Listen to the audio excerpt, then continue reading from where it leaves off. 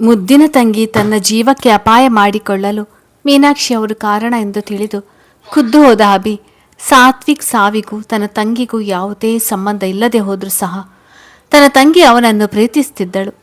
ಅವನ ಜೊತೆ ಮದುವೆ ಎಂಬ ಪವಿತ್ರ ಬಂಧದಲ್ಲಿ ಬಂದಿಯಾಗಲು ತಯಾರಾಗಿದ್ದಳು ಎಂಬ ಒಂದೇ ಕಾರಣಕ್ಕೆ ಮೀನಾಕ್ಷಿ ಅವರು ಏನೇ ಕೊಂಕು ಮಾತನಾಡಿದರೂ ಸಹಿಸಿಕೊಂಡು ಹೋಗುತ್ತಿದ್ದ ಅಭಿ. ಬಟ್ ಇಂದು ಅವರ ಕೊಂಕು ಮಾತುಗಳಿಗೆ ನೊಂದು ತಂಗಿ ಸಾವನ್ನು ಬಯಸಿ ಹೋಗಿದ್ದನ್ನು ನೆನೆದು ಇನ್ನವನಿಂದ ತಾಳ್ಮೆ ತಂದುಕೊಳ್ಳಲು ಆಗಲಿಲ್ಲ. ಅವರು ತಂಗಿಗೆ ಅಂದ ಮಾತುಗಳನ್ನು ಲಹರಿಬಾಯಿಯಿಂದ ಕೇಳಿದ ಮೇಲೆಯಂತೂ ಸುಮ್ಮನಿರುವ ಮನುಷ್ಯನೇ ಅಲ್ಲ ಅವನು. ಮುಷ್ಟಿ ಬಿಗಿದು ಹುಕ್ಕಿ ಬರುತ್ತಿರುವ ಸಿಟ್ಟನ್ನು ಕಂಟ್ರೋಲ್ ಮಾಡುತ್ತಾ ಹೊರಟಿದ್ದ ಅಭಿಯ ಜೊತೆ ರಾಮ್ ಸಹ ಹೊರಟು ನಿಂತ.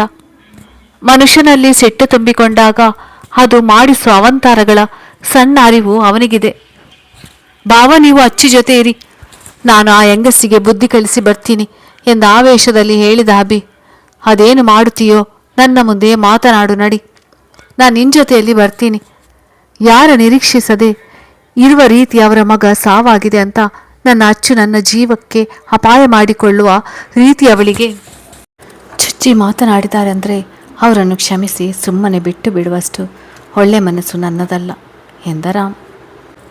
ತನ್ನ ಭಾವನ ಮಾತಿಗೆ ಸರಿ ಎಂದು ತಲೆ ಆಡಿಸಿ ಮೀನಾಕ್ಷಿಯವರ ಮನೆ ಬಳಿ ಬಂದರು ಅಭಿ ಮತ್ತು ರಾಮ್.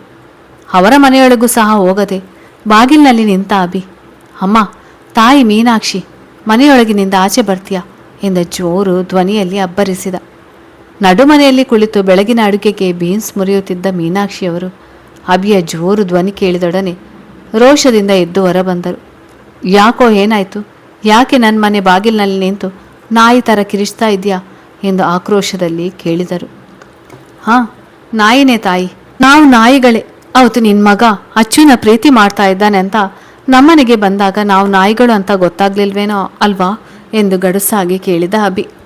ಸಿಟ್ಟಿನಲ್ಲಿ ಮುಖ ಬಿಗಿದ ಮೀನಾಕ್ಷಿ, ಹೇ ಮುಚ್ಕೋ ಬಾಯ್, ನೀನು ಇವಾಗ ಜಗಳ ಮಾಡುವುದಕ್ಕೆ ಅಂತ ನನ್ನ ಮನೆ ಬಾಗಿಲಿಗೆ ಬಂದಿದ್ರೆ ತೆಪ್ಪಗೆ ಹೋಗ್ತಾ ಇರು. ಜನ ಎಲ್ಲ ರಸ್ತೆಯಲ್ಲಿ ನಿಂತು ನೋಡೋದಕ್ಕೂ ಮುಂಚೆ ಎಂದು ಎಚ್ಚರಿಕೆಯ ದನಿಯಲ್ಲಿ ಹೇಳಿದರು. ಅದೇಗೆ ನಿನ್ನ ಕೈಗೆ ಕೋಳ ಹಾಕಿಸದೆ ಬಾಯಿ ಮುಚ್ಚಿಕೊಂಡು ನಮ್ಮನೆಗೆ ಹೋಗಲಿ? ನಿನ್ನ ಏಸಿಗೆ ನಾಲಿಗೆ ಆಡಿರುವ ಹೊಲಸು ಮಾತುಗಳಿಗೆ ನನ್ನ ತಂಗಿ ಆತ್ಮಹತ್ಯೆ ಮಾಡಿಕೊಳ್ಳುವುದಾಗಿ ಟ್ರೈ ಮಾಡಿ ಇವತ್ತು ಸಾವು ಬದುಕಿನ ಮಧ್ಯೆ ಹೋರಾಡ್ತಿದ್ದಾಳೆ. ಪೊಲೀಸ್ ಕಂಪ್ಲೇಂಟ್ ಕೊಟ್ಟಿದ್ದೀನಿ. ನಮ್ಮ ಒತ್ತಾಯಕ್ಕೆ ಪಾಪ ಅವಳು ಮನಸ್ಸೊಪ್ಪಿಕೊಂಡು ಮದುವೆಗೆ ತಯಾರಾದ ದಿನದಿಂದ ನೋಡ್ತಾ ಬಂದಿದ್ದೀನಿ. ಎಲುಬಿಲ್ಲದ ನಾಲಿಗೆ ಯಾವ ರೀತಿ ಹೊರಳಿದೆ ಅಂತ. ಅಲ್ಲ, ನಿನ್ನೆ ನನ್ನ ತಂಗಿಗೆ ಅನ್ಬಾರ್ದ ಮಾತುಗಳನ್ನೆಲ್ಲ ಅಂದಿದ್ಯಲ್ವಾ? ನನಗೆ ಇದೊಂದು ವಿಷಯ ಕ್ಲಾರಿಟಿ ಕೊಡು.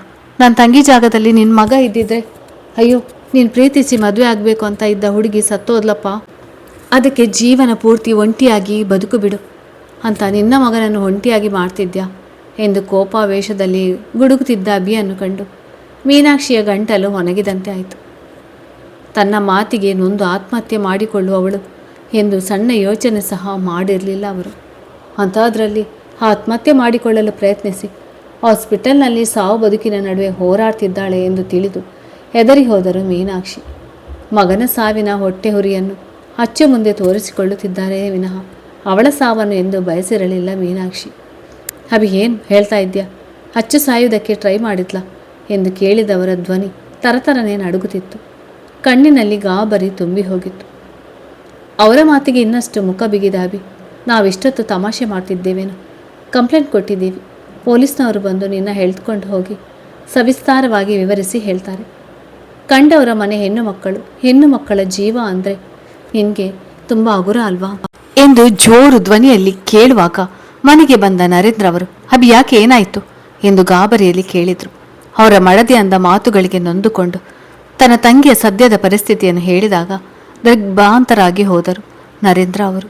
ಮೀನಾಕ್ಷಿ, ನನಗೆ ಇನ್ನೂ ಎಷ್ಟು ಸಲ ಹೇಳಬೇಕು? ಅವನ ಹಣೆಬರಹದಲ್ಲಿ ಬರೆದದ್ದು ಆಗಿದೆ. ಅದನ್ನು ಅರ್ಥ ಮಾಡಿಕೊಂಡು ಅಚ್ಚುನ ನೆಮ್ಮದಿಯಾಗಿ ಬದುಕುವುದಕ್ಕೆ ಬಿಡು ಅಂತ. ಅದೇಗೆ ನಿಮಗೆ ಮನಸ್ಸು ಬಂತು ಅಂಥ ಮಾತುಗಳನ್ನೆಲ್ಲ ಅನ್ನೋದಕ್ಕೆ ಎಂದು ಅಸಮಾಧಾನದಿಂದ ಕನಳಿದರು ನರೇಂದ್ರ ಅವರು. ಅವರಿಗೆ ವಾಸ್ತವದ ಅರಿವಿತ್ತು. ಕಳೆದುಕೊಂಡದಕ್ಕೆ ಇದ್ದವರನ್ನು ಹೊಣೆ ಮಾಡಿಕೊಂಡು ಕೊರಗುವುದರಲ್ಲಿ ಅರ್ಥವಿಲ್ಲ ಎಂದು ಬಲ್ಲರು ಅವರು. ಬೇರೆ ಸಮಯದಲ್ಲಿ ಗಂಡನ ಒಂದು ಮಾತಿಗೆ 4 ಮಾತು ಎದುರು ಹೇಳುವ ಮೀನಾಕ್ಷಿಗೆ ಅದ್ಯಾಕೋ ಈಗ ಅವರಿಗೆ ಎದುರು ಹೇಳುವ ಧೈರ್ಯ ಸಾಲಲಿಲ್ಲ. ಪೊಲೀಸ್ ಜೀಪ್ ಮನೆ ಮುಂದೆ ಬಂದು ನಿಂತಿದ್ದನ್ನು ಕಂಡು ನರೇಂದ್ರ ಅವರ ಆತಂಕ ದುಪ್ಪಟವಾಯಿತು. ರಾಮ್ ಕೈ ಹಿಡಿದ ನರೇಂದ್ರ ಅವರು, ನೋಡಿ ಸರ್, ಗೊತ್ತಿಲ್ಲದೆ ನನ್ನ ಹೆಂಡತಿ ದುಡುಕಿ ಬಿಟ್ಟಿದ್ದಾಳೆ. ಈಗಾಗಲೇ ಮಗನನ್ನು ಕಳೆದುಕೊಂಡ ನೋವಿನಲ್ಲಿ ನರಳ್ತಾ ಇದ್ದೀವಿ ನಾವು. ಈಗ ಮತ್ತೆ ಪೊಲೀಸ್ ಸ್ಟೇಷನ್ ಅಂತ ಹೋದರೆ ನಾವು ಜೀವಂತ ಶವಗಳಾಗಿ ಹೋಗ್ತೀವಿ.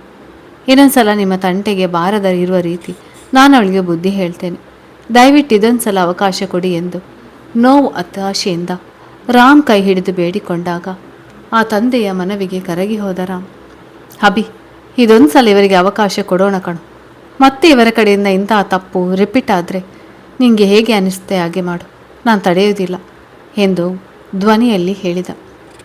ಇಲ್ಲ ಬಾವಾ, ಈ ಹೆಂಗಸಿಗೆ 2 ದಿನ ಸ್ಟೇಷನ್ನಲ್ಲಿದ್ದು ಬಂದರೆ ಬುದ್ಧಿ ಬರುತ್ತೆ, ಸುಮ್ಮನಿರಿ ಎಂದು ದವಡೆ ಬಿಗಿದು ಮೀನಾಕ್ಷಿಯನ್ನು ಕೆಕ್ಕರಿಸಿ ನೋಡುತ್ತಾ ಹೇಳಿದ ಅಭಿ. ಅಭಿ, ಹಾಗಾದರೆ ನನ್ನ ಮಾತಿಗೆ ಬೆಲೆ ಇಲ್ವಾ ಎಂದು ಗಂಭೀರವಾಗಿ ಕೇಳಿದ ರಾಮ್. ಬಾವ ಪ್ಲೀಸ್, ಈ ಹೆಂಗಸಿನ ವಿಷಯಕ್ಕೆ ನೀವು ಹೀಗೆಲ್ಲ ಮಾತನಾಡಬೇಡಿ ಎಂದಾಗ, ಹಾಗಾದರೆ ಹೋಗಿ ಪೊಲೀಸ್ ಅವರನ್ನು ವಾಪಸ್ ಕಳಿಸು ಎಂದವನ ದನಿ ಬಿಗಿದುಕೊಂಡಿತ್ತು. ಅಸಹನೆಯಿಂದ ಮೀನಾಕ್ಷಿಯ ಮುಖ ನೋಡಿದ ಅಭಿ ತನ್ನ ಭಾವನ ಮಾತಿಗೆ ಬೆಲೆ ಕೊಟ್ಟು ಪೊಲೀಸ್ನವರ ಜೊತೆ ಮಾತನಾಡಲು ಹೋದ. ಅಭಿ ಹೋದ ಕಡೆ ನೋಡುತ್ತಾ, ಸರ್, ನಿಮ್ಮಿಂದ ತುಂಬ ಉಪಕಾರ ಆಯಿತು ಎಂದ ನರೇಂದ್ರ ಅವರಿಗೆ. ಪರವಾಗಿಲ್ಲ ಅಂಕಲ್ ಎಂದ ರಾಮ್. ಮೀನಾಕ್ಷಿ ಮುಂದೆ ಬಂದು ನಿಂತು, ನನ್ನ ಹೆಂಡತಿ ನಿಮ್ಮ ಮಗನನ್ನು ಪ್ರಾಮಾಣಿಕವಾಗಿ ಪ್ರೀತಿ ಮಾಡಿದ್ಲು. ನಿಮ್ಮ ಮಗನನ್ನು, ನಿಮ್ಮ ಮಗನ ಪ್ರೀತಿನ ಮರೆಯೋದಕ್ಕೆ ಆಗದೆ ಮದುವೆಗೆ ಮುಂಚೆಯೂ ನನಗೆ ಈ ಮದುವೆ ಇಷ್ಟವಿಲ್ಲ ಅಂತ ಹೇಳಿದ್ಲು. ಮದುವೆ ಆದಮೇಲೆ ಸಹ ನನಗೆ ಡೈವರ್ಸ್ ಕೊಡು ಅಂತ ಕೇಳಿದ್ಲು. ಅಂಥ ಹುಡುಗಿ ಬಗ್ಗೆ ನೀವು ತುಂಬ ಹಗುರವಾಗಿ ಮಾತನಾಡ್ತಿದ್ದೀರಾ. ಮತ್ತೆ ಏನಾದರೂ ನಿಮ್ಮಿಂದ ನನ್ನ ಹೆಂಡತಿಗೆ ನೋವಾಗಿದೆ ಅಂತ ಗೊತ್ತಾದರೆ ಸತ್ಯವಾಗಲೂ ನನ್ನಷ್ಟು ಕೆಟ್ಟ ಮನುಷ್ಯ ಇನ್ನೊಬ್ಬರಿಲ್ಲ ಎಂದು ಕಟುವಾಗಿ ಎಚ್ಚರಿಸಿದ. ಆ ಕ್ಷಣದಿಂದ ತಮ್ಮ ಮಾತುಗಳನ್ನು ತಮ್ಮ ರೂಮ್ ಕಿಟಕಿಯ ಬಳಿ ಕುಳಿತು ಕೇಳಿಸಿಕೊಳ್ಳುತ್ತಿದ್ದ ಲಹರಿ ಕಡೆ ನೋಡಿದ ರಾಮ್. ಕಾಲ್ ಮಾಡಿ ಎಂದು ಸನ್ನೆ ಮಾಡಿ ಅಲ್ಲಿಂದ ಹೊರಟು ಬಿಟ್ಟ. ಆಗಲೇ ಕಾಲ್ ಮಾಡಿದ್ದ ಲಹರಿಗೆ ತನ್ನ ಗೆಳತಿಯ ಬಗ್ಗೆ ಹೇಳಿರಲಿಲ್ಲವಲ್ಲ. ಹಾಗಾಗಿ ಪೊಲೀಸರನ್ನು ವಾಪಸ್ ಕಳಿಸಿ ಕಾರು ಹೇರಿದ ಅಭಿ ಮತ್ತು ರಾಮ್ ಮೌನವಾಗಿ ಹಾಸ್ಪಿಟಲ್ಗೆ ಬಂದಿದ್ದರು. ಸೊಸೆಯನ್ನು ಮಾತನಾಡಿಸಿಕೊಂಡು ತಿಳಿ ಹೇಳಿ ಬಂದಿದ್ದ ಆರತಿಯವರು, ರಾಮ್ ಅಚ್ಚುಗೆ ನಾವು ಸಾಕಷ್ಟು ತಿಳಿ ಹೇಳಿದ್ದೇವೆ ಕಣು. ಅವಳಿಗೆ ಈಗಾಗಲೇ ತನ್ನ ತಪ್ಪಿನ ಅರಿವಾಗಿದೆ. ಸೊ ಮತ್ತೆ ನೀನು ಈ ವಿಷಯದ ಬಗ್ಗೆ ಮಾತನಾಡಿ ಅವಳಿಗೆ ನೋವು ಮಾಡಬೇಡ ಎಂದಾಗ ಮೌನವಾಗಿ ತಲೆ ಆಡಿಸಿದ ರಾಮ್. ಅಮ್ಮ ಅವರು ಊಟ ಮಾಡಿದ್ರಾ ಎಂದಾಗ, ಇನ್ನೂ ಇಲ್ಲ, ತಗೊಂಡೋಗಿ ಕೊಡು. ಮತ್ತು ನಾನು ನಿಮ್ಮಪ್ಪ ಸಂಜೆ ಬರಬೇಕಾ ಎಂದು ಕೇಳಿದರು.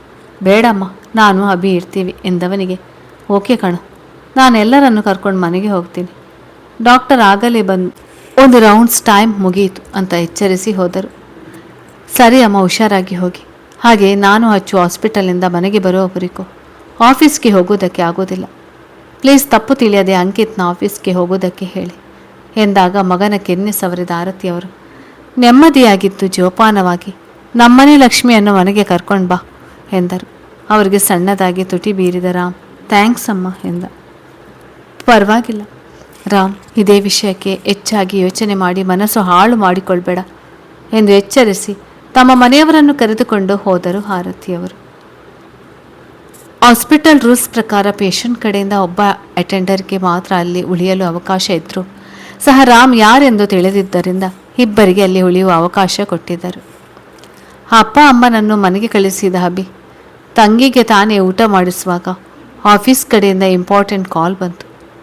ಬಾವಾ 2 ನಿಮಿಷ ಬನ್ನಿ, ಇಲ್ಲಿ ನನಗೆ ಆಫೀಸ್ನಿಂದ ಕಾಲ್ ಬರ್ತಿದೆ ಎಂದು ಅಭಿ ಕೂಗಿದಾಗ ಇಷ್ಟೊತ್ತು ತುಸು ದೂರದಲ್ಲಿ ನಿಂತು ತನ್ನ ಫೋನ್ನಲ್ಲಿ ಮುಖ ಒದಗಿಸಿದ್ದ ರಾಮ್ ಅಭಿ ಕೈಯಲ್ಲಿದ್ದ ತಟ್ಟೆಯನ್ನು ತನ್ನ ಕೈಗೆ ತೆಗೆದುಕೊಂಡು ಅದೇನು ಕೇಳಿ ಬಾ ಎಂದ. ಅಭಿ ಅಲ್ಲಿಂದ ಎದ್ದು ಹೊರ ಹೋದ.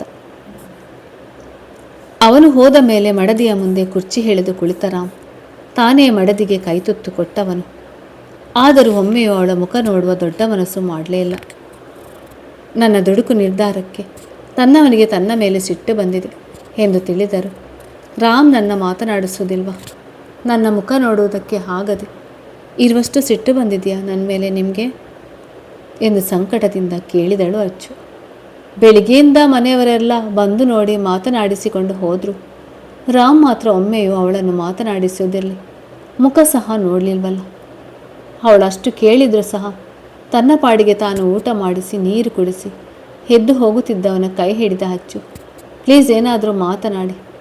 ನಾನು ಮಾಡಿದ ಕೆಲಸಕ್ಕೆ ನಿಮಗೆ ತೃಪ್ತಿ ಆಗುವಷ್ಟು ನನ್ನ ಬೈದು ಬಿಡಿ, ಅಥವಾ ನನ್ನ ಹೊಡೆದ್ರೆ ನನ್ನ ಮೇಲಿರುವ ಸಿಟ್ಟು ಅಸಮಾಧಾನ ಕಡಿಮೆಯಾಗುತ್ತೆ ಅನ್ನೋದಾದರೆ ನನ್ನ ಹೊಡೆದು ಬಿಡಿ.